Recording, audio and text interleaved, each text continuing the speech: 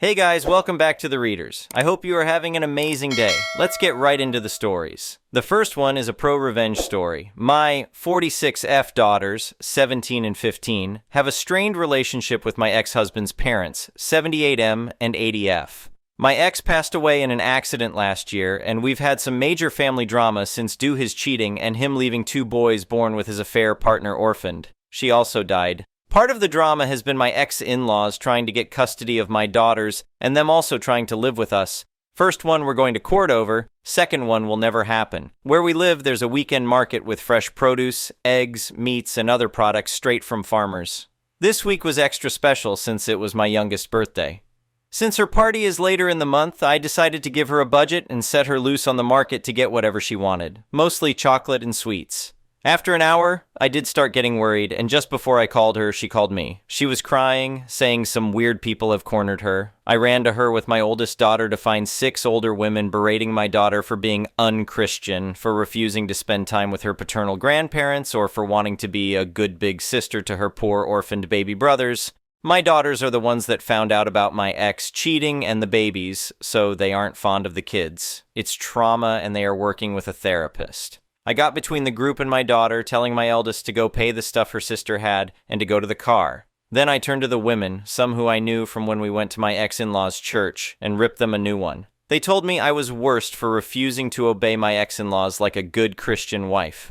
Barf. Eventually the screaming turned too loud, and we were all asked to leave the market. I met with my girls in the car, the women following me like a group of vultures. I managed to get in the car and drove away. After my girls went to bed, I got online to talk to another member of that church that I'm in good terms. I told him about what happened, and after he apologized, he told me what was going on. My ex-mother-in-law posted this massive story in the church's Facebook group about how horrible my daughters and I are, how we are leaving them homeless and penniless, they inherited my ex personal bank account and his life insurance, and how my daughters don't even talk to them. She also accused us of being the reason she lost her grandsons. The boys are now living with distant relatives of my ex-husband.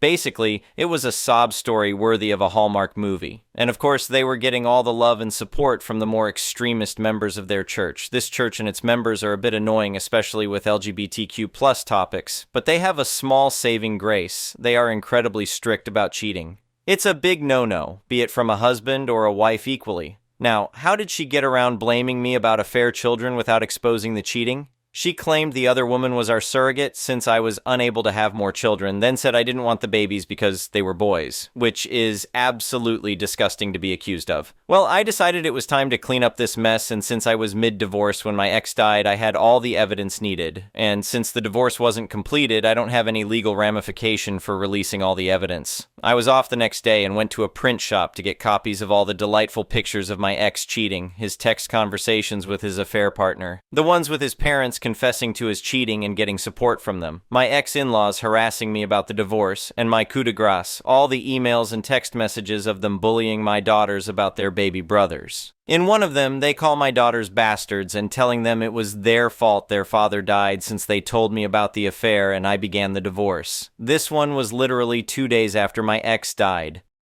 I paid extra for all of this to be printed in beautiful high-quality paper. Then when I got home, I sat down for hours to make delightfully personalized binders. They look like the little prayer song packets the church give for everyone to take to sing hymns. The first picture when opening the binders is my ex and his side woman making out in our living room. Their faces are easy to discern, and the girl looks nothing like me, different skin tones and hair color. Underneath I wrote, ex-husband's name and affair girl's name love story. I took them to the church before service. There's a desk in the back with the songbooks for people that forget their own, and they never check them. The gossip mill was quick and harsh. The names my ex and his affair partner got called in the Facebook were so bad the pastor himself had to get involved just to keep things relatively PG-13. People were angry at my ex-in-laws for their abuse to my daughters, but what made me laugh was that I was still in the wrong for the divorce, but it is understandable that I failed on my duties after the shock, and I possibly will one day return to the light, unlike my cheating husband and his Jezebel.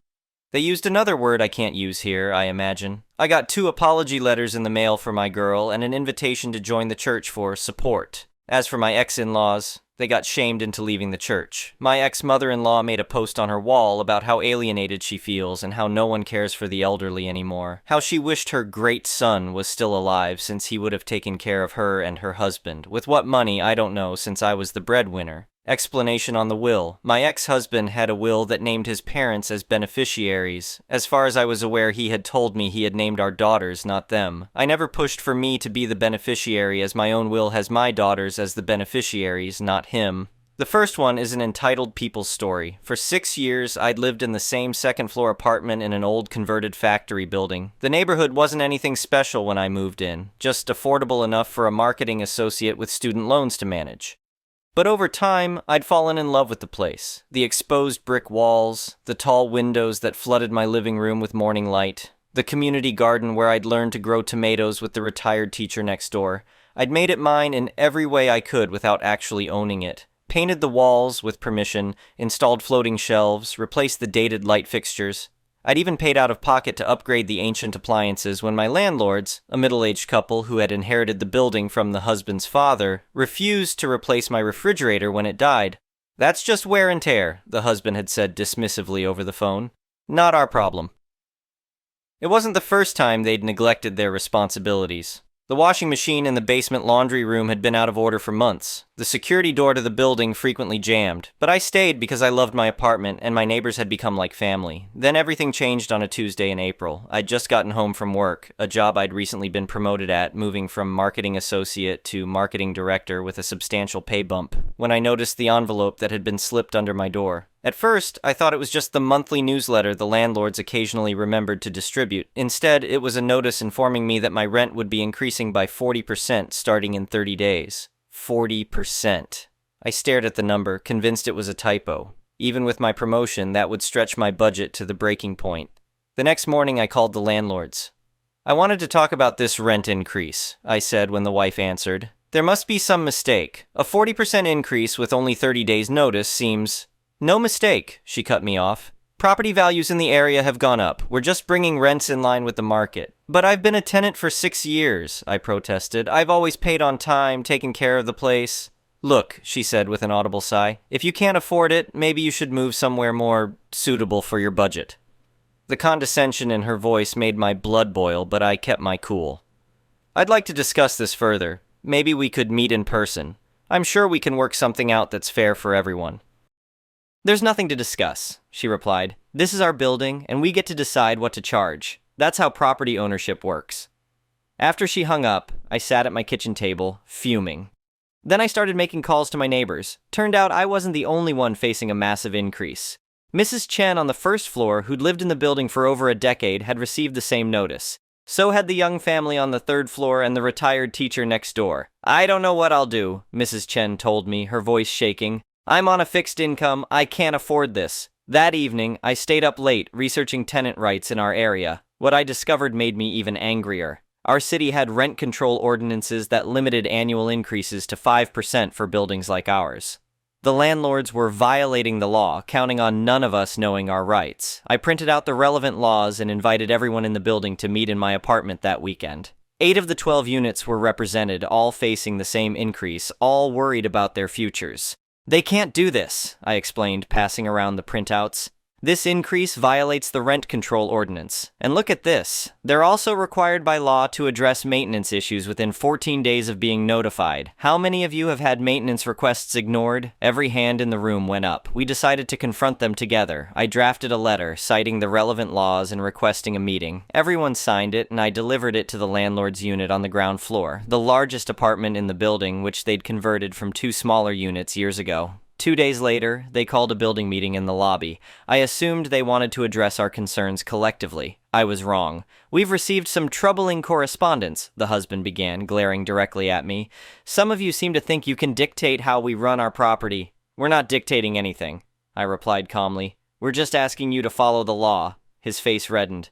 "Don't you lecture me about the law. This is my building. I can do whatever I want with it." "Actually, you can't," I said, pulling out my phone where I'd saved screenshots of the ordinances. "The rent control law clearly states—" "I don't care what it says," he shouted, cutting me off.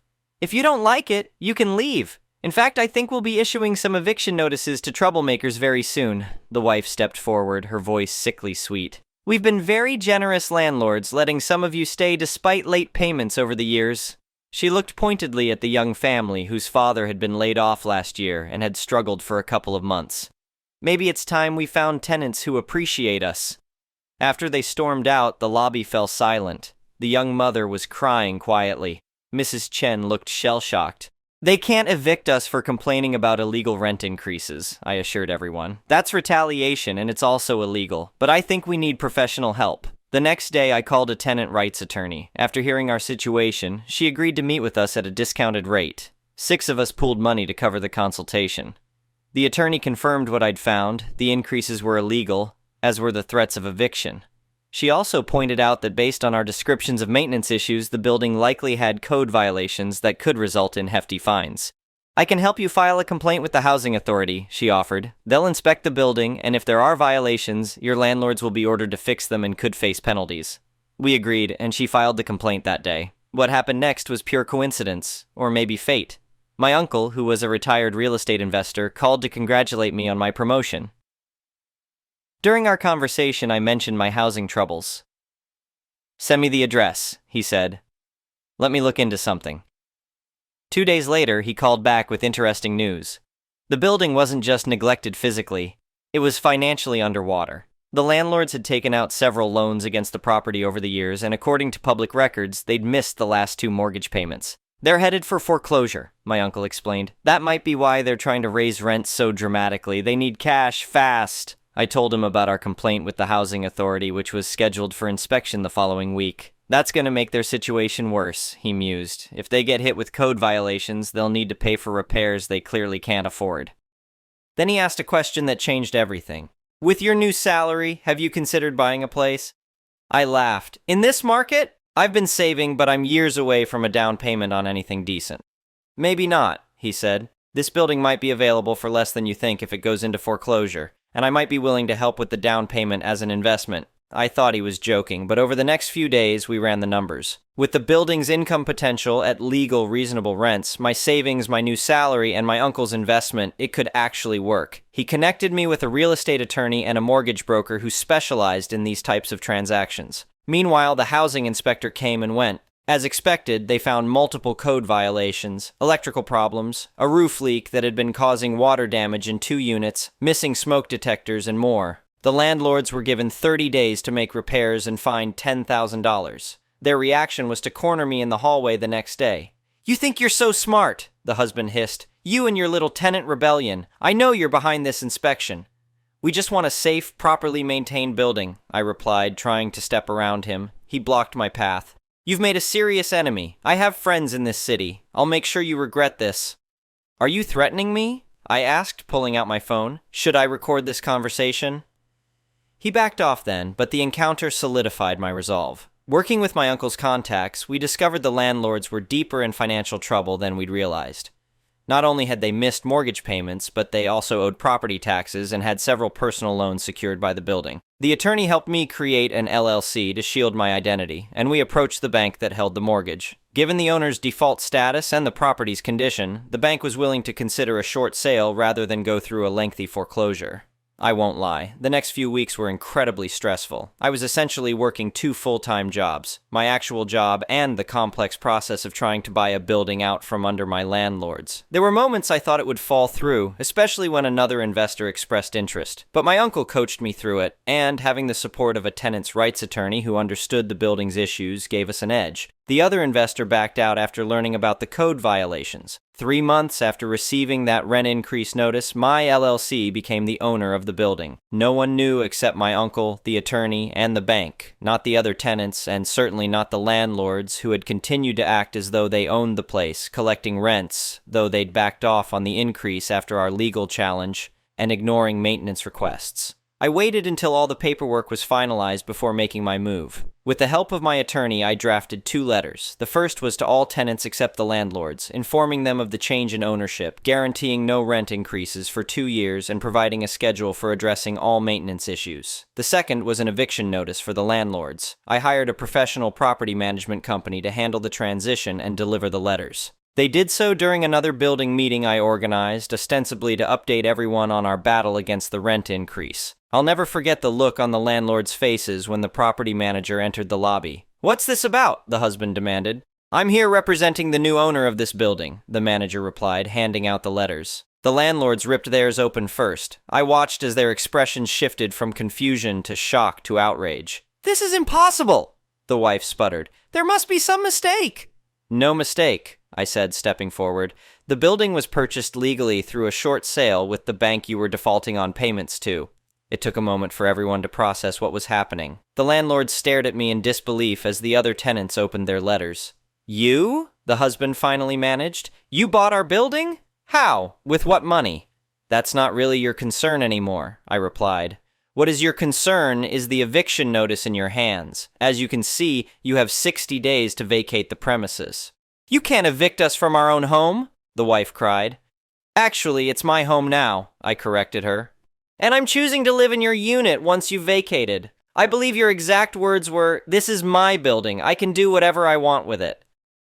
Mrs. Chen started laughing first, then the others joined in. The landlords stormed out, but not before the husband promised to fight me in court. They did try to challenge the eviction, but their case fell apart when my attorney revealed they had illegally converted their apartment from 2 designated affordable housing units, a violation of the building's zoning permit. 2 months later, they moved out. I didn't move into their unit as I'd threatened. That was just poetic justice. Instead, I converted it back into 2 affordable units as originally intended and offered them at below market rates to a local community college student and a nurse. The building required significant work to address all the neglected maintenance, but with the rental income properly managed, I was able to take out a renovation loan and tackle the issues one by one. I installed new washers and dryers in the laundry room, fixed the security door, replaced the roof, and updated the electrical system. A year later, the property was finally running smoothly. The tenants formed a committee that met with me monthly to discuss any concerns, and I set up a maintenance request system that guaranteed 48-hour response times. The most satisfying moment came when Mrs. Chen told me she'd run into our former landlords at the grocery store. They were now renting an overpriced 1-bedroom apartment across town, dealing with their own maintenance issues and unresponsive landlord. They asked if there were any vacancies in our building, she told me with a smile. I told them they should look for somewhere more suitable for their budget.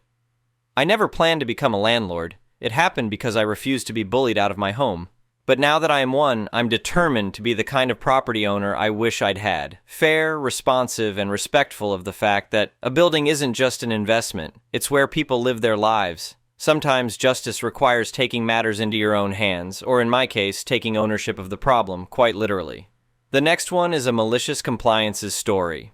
This is probably super mild compared to most things posted here, but I just remembered it, and it made me laugh, so here goes. When I was in high school, far longer ago than I care to admit, I was a bagger at a local grocery store. One of the policies of the store was that we had to offer to help everyone take their groceries out to their car. Anytime someone elderly or someone with a lot of bags came through the line, I would offer to help, and many of them accepted. There were a lot of parents with kids that turned down the help because they would make their clones help instead. I quickly learned who was going to accept the offer and who wasn't, so if they fit the criteria for not being interested in help, I didn't bother to ask. They always refused, so why keep asking? Well, one day my manager is hovering while I'm bagging, and a lady bought a carton of eggs and a loaf of bread. I smiled and wished her a nice day, handing her the single featherweight bag, and she smiled and returned the greeting and was on her way. My manager noticed I didn't offer to help her out and scolded me, and I just pointed out she had one partially filled bag that was super light, so probably wouldn't have needed help. He emphasized it was the store policy and I need to offer help to everyone. The next guy in the line was definitely a gym rat. A foot taller than me, biceps as big as my head, a tight tank top, and basketball shorts. It's been so long I can't remember what he bought, but it occupied a single bag and wasn't heavy. I double bagged it, still in front of my hovering manager, and said, "Sir, would you like me to help you carry all of your groceries out to your car?" He laughed, saw I wasn't also laughing, and his expression changed to utter confusion. He looked at me like I'd just asked him what shampoo he used on his armpit hair. It was 95% confusion, 5% suspicion at what game I could be playing with him. He looked at my manager with a new look that said, "Is this kid okay?" Then turned back to me, still chuckling a little bit in confusion, and said, Nah man, I think I got it." He took his bag of protein powder and eggs or whatever it actually was and walked out, shaking his head. I looked at my manager and shrugged. His expression read as, "Yeah, all right, fine."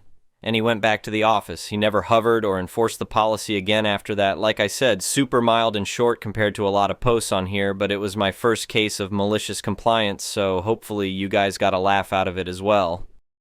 The next one is an entitled parent's story. I, 28F, first met my former stepmother, Crystal, not real name, when I was about 7-ish. We didn't realize she was entitled until much, much later. At first she was really nice, and my dad liked her for her kind personality and her at the time deep faith. When they got married for the first few years, everything was wonderful, and I really got along with my older stepsister. Even after everything, I still consider her a sister. It wasn't until after she broke her leg I started to see her entitled side. She was so demanding of us kids to do stuff, which at the time us kids didn't know how to do. I was about 11 being asked to make dinner, and all I knew how to cook at that time was eggs.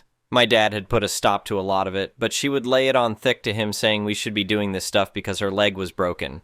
It didn't prevent her from getting up to go smoke or go grab another beer. It built up over the years until finally Dad had enough with one incident that could be its own story itself. They divorced, and my youngest brother is in split custody due to the state we live in, with my dad with primary custody. Turns out she was an opioid addict and meth head and still thinks she's entitled to us kids even though I'm an adult now. Background setup now onto the recent event. I got an email from a site people use to look for sex offenders in your area. Particularly the email was addressed to Crystal. It had her address in it, which I never lived at, her name and phone number, but it has my email. I searched through my email to find if this was a one-off fluke. It wasn't. I have about 4 emails for sites she signed up to using my email address. I saved the emails if I even decided to go legal with it, but I decided to be petty and change the passwords on the accounts before deleting them. I honestly don't know when or how she got my email, but I'm not the little girl she could bully around anymore. Thank you for watching. I would really appreciate it if you could like the video and subscribe to our channel if you haven't already. We'll see you again tomorrow.